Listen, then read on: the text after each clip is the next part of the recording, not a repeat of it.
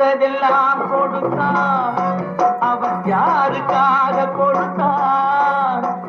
ஒருத்தருக்கா கொடுத்தான், இல்லை ஊருக்காக கொடுத்தான்.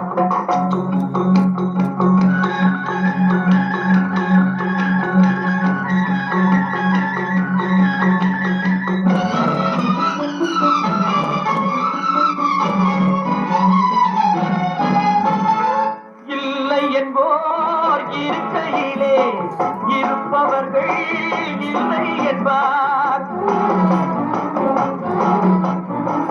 இல்லை என்போர் இருக்கையிலே இருப்பவர்கள் இல்லை என்பார்.